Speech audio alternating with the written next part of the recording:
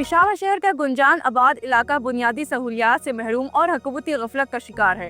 मसाइल के बावजूद मुतल्लिका इदारे इस तमाम सूरत हाल से नाला है। यहाँ रहने वाले अपनी ज़िंदगी कैसे गुजार रहे हैं और सूबाई हुकूमत से क्या चाहते हैं, आइए जानते हैं।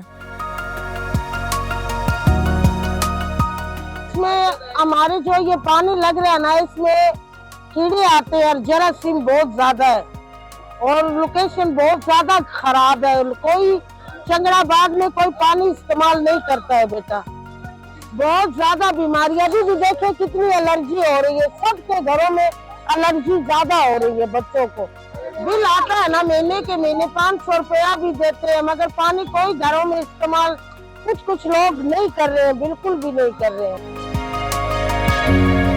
तो इधर पानी में और ट्यूबवेलों में तो बहुत ज्यादा गंद आ रहे हैं और बहुत ज्यादा कीड़े आ रहे हैं, तो बच्चे बीमार हो रहे हैं। तो वो काफी मिसाइल चल रही है। कोई हमें इस तरह प्रोटोकॉल नहीं मिला, ना पानी का प्रोटोकॉल मिला है, ना बिजली का प्रोटोकॉल मिला, ना गैस का प्रोटोकॉल मिला है। जो कुछ कर रहे हैं हम अपने लिए खुद ही कर रहे हैं। ये एक बात एज्यूम कर ली गई है कि ये लोग शायद इसी तरह खुश हैं, इन्हें कुछ और नहीं चाहिए, जो कि हकीकत नहीं है। ये लोग बार बार मुतालबा करते हैं, कहते हैं कि हमें यहाँ पर आप साफ पीने का पानी दें, हमें यहाँ पर बेहतर सहूलियात दें, चाहे वो सेहत की हो, सैनिटेशन हो, लेकिन कोई अमल दरामद होता वो नजर नहीं आ रहा। ये WSSP का इलाका है, कैपिटल मेट्रोपॉलिटन यहाँ पे आता है, सूबाई हुकूमत के बिल्कुल नाक के नीचे है, लेकिन कोई तरजीहात में ये इलाका मुझे नजर नहीं आता।